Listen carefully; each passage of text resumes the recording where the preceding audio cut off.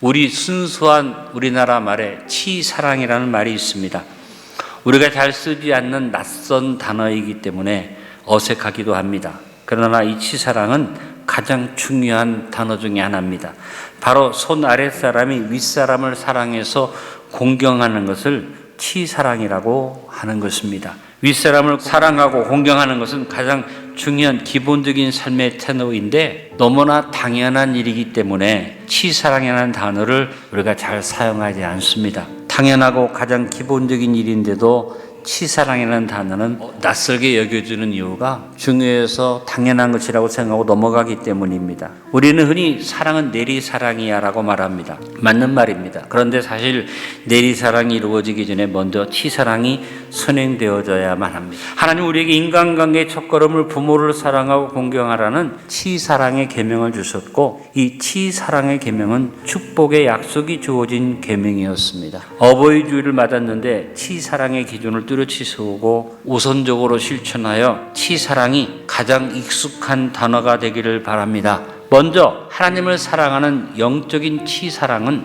인생의 가장 기본적인 첫걸음임을 우리가 명심해야만 합니다. 하나님은 모세를 통해서 이스라엘 백성들에게 쉐마를 주셨습니다. 쉐마는 신명기 6장 4절 5절의 말씀을 쉐마라고 말합니다. 이스라엘아 들으라, 우리 하나님 여호와는 오직 유일한 여호와이시니 너는 마음을 다하고 뜻을 다하고 힘을 다하여 내 하나님 여호와를 사랑하라. 하나님의 백성으로 택함을 받은 이스라엘 백성들이 간직해야 할 특별한 삶과 신앙의 원칙이 바로 쉐마입니다. 하나님은 쉐마에서 대대로 믿음을 지켜가야 할 하나님이 축복하시는 가정을 위한 4가지 원칙을 주셨는데 그것을 영적 치사랑을 이루기 위한 우리의 기도 제목으로 삼기를 바랍니다. 마음과 뜻과 힘과 정성을 다해 하나님만을 사랑하게 하소서, 말씀을 간직하게 하소서, 자녀에게 하나님을 사랑하는 것을 가르치게 하소서, 신앙의 본을 보이게 하소서.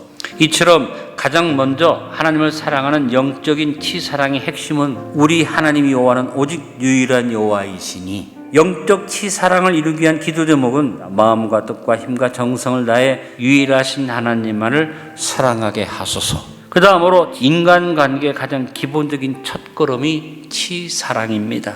부모는 사람이 태어날 때 처음으로 관계를 맺는 존재입니다. 그래서 인간관계의 가장 기본이 부모와의 관계입니다. 잠언서 23장 22절에 너를 낳은 아비에게 청종하고 내 늙은 어미를 경히 여기지 말지니라. 인생의 첫걸음부터 아비에게 그 말씀을 듣고 청종하고 부모님이 연로하셔도 경히 여기지 않는 이것이 부모에게 효도하는 것의 첫걸음이 됩니다. 부모님을 사랑하고 공경하는 치사랑을 인간관계의 기본 기준으로 하나님이 명령하신 겁니다. 성경은 단순히 부모이기 때문에 공경하라고 가르치는 것은 아닙니다. 부모를 공경하는 가장 근본적인 이유는 그 부모가 바로 하나님을 드러내는 존재였기 때문입니다. 치사랑인 부모 공경은 인간의 가장 기본적 의무고 인간관계의 첫 단추이며 축복의 시작임을 명심하고 삽시다. 부모님을 사랑하여 공경하는 치사랑을 행하며 삽시다. 다음으로 치사랑의 첫걸음은 부모님께 순종하는 것입니다.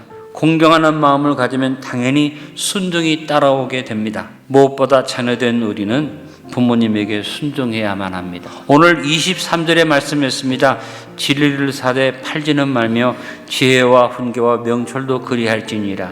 부모님으로도 받는 진리, 지혜, 훈계, 명철은 노력을 기울여서 그것을 간직하려고 애를 쓰는 값을 지불하고 사는 겁니다. 팔지는 말며라는 것은 부모님의 교훈을 가치 없게 여겨서 그냥 쉽게 팔아버리지 말아라, 그런 얘기가 됩니다.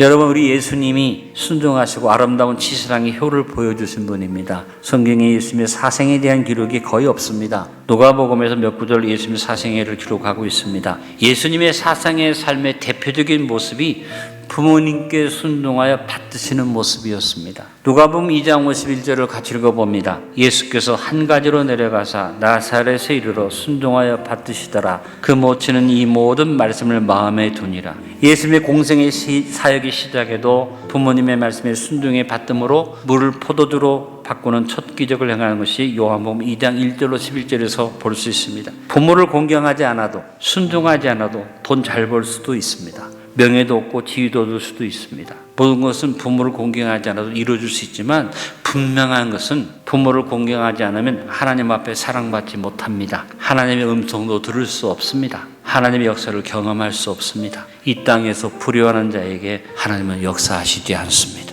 바울은 에베소서 6장 1절로 3절에서 구약의 십계명을 인용하면서 말합니다. 자녀들아 주 안에서 너희 부모에게 순종하라. 이것이 옳으니라. 주 안에서라는 전제 조건에서 벗어나지만 않는다면 부모님께 마음으로 순종하는 치사랑의 효도의 첫걸음 순종이 어그러지지 않도록 합시다. 부모님을 사랑하여 순종하고 부모님의 교훈을 경히 여겨 팔아먹지 않고 순종하는 치사랑을 행하며 삽시다.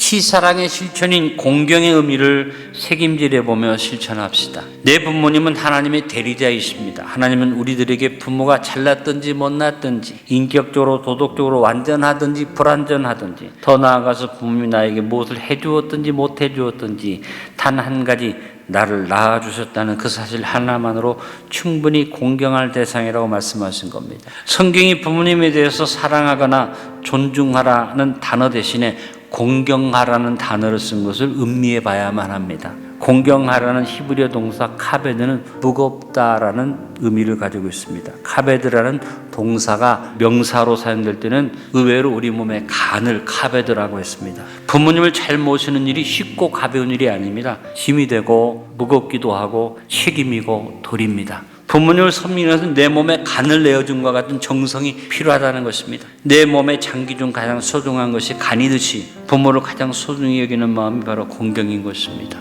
자녀는 부모를 잘 공경해서 그 마음을 기쁘게 해드리고 기쁨으로 비는 복을 받는 공경의 효를 실천해야 합니다. 우리는 우리의 고정관념을 버리고 공경의 의미를 깊이 묵상하고 책임질하면서 부모 공경의 실천을 위해서 최선의 노력을 기울여야만 합니다. 내가 잘되고 장수하는 비결이 부모에게 공경하는 것이다. 부모님을 사랑하여 최선을 다해 공경하는 치사랑을 행하며 삽시다. 다시 한번 말씀드립니다. 성경이 부모 공경을 강조하는 까닭은 부모가 하나님의 대리자이기 때문입니다. 부모는 하나님께 관한 지식과 사랑을 자녀에게 알려주는 하나님의 도구입니다. 그러므로 부모 공경은 곧 하나님에 대한 공경과 맞물려 있습니다.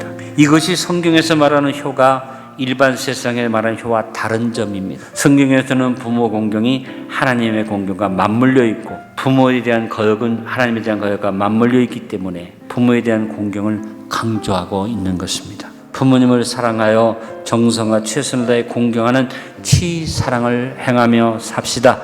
결론을 맺습니다. 치사랑이라는 말이 더 이상 낯선 말이 아니라 가장 친숙한 말로 여겨질 수 있도록 부모님을 사랑하고 순종하고 공경합시다.